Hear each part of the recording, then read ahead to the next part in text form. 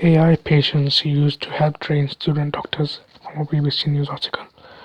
Medical students learning at universities and hospitals have been practicing talking to patients using artificial intelligence. Dr. Chris Jacobs, a GP in Marchiston Surgery in Swindon, has been using AI with his students at Great Western Hospital as well as the University of Bristol and the University of Bath. Students are presented with a database of options and can then talk to and get response from an AI patient with realistic faces and voices. If we can create more competent communicators, we'll hopefully have happier patients and happier doctors, Jacobs said.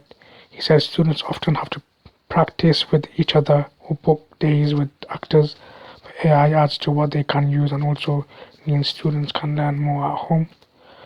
What's special about this is it has lots of layers to it where we're creating real emotions, real patients that doctors, nurses, students can all train with in a safe fashion as many times as they need to become more competent. You can read the rest of the article online. In some ways, you can understand where this is positive, where you don't have to always have other people, other doctors, or in some cases actors to simulate things, a scenario to be more confident. But then at the same time, AI has and still does make mistakes, and if a doctor is there, then an experienced doctor who maybe has been working for 20, 30 years, they can give you real life examples, experience. But if AI makes mistakes, then you might not even realize, as well as people will be concerned, is my doctor, particularly those who are recently become doctors, have they been trained using AI? Will they make mistakes? Will they make mistakes without even realizing? Because in the simulations with AI, the mistakes weren't picked up, so they're making the mistakes and they're not even knowing they are making mistakes or other things. But I'm sure maybe this is used, but then later on, well before they are graduated or whatever else, or given licenses, things are checked to ensure that knowledge and experience and other things are up to date to ensure that they are not making mistakes.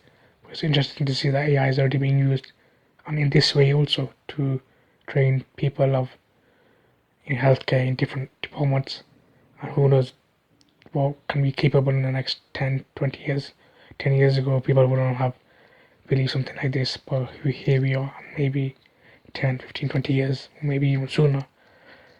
Who knows, we might even have AI doctors in terms of you consult with a machine that's had things put into it and it's running using AI, and you deal with that, and then you only speak to doctors when you need to, maybe when you need to be given an operation or other similar things.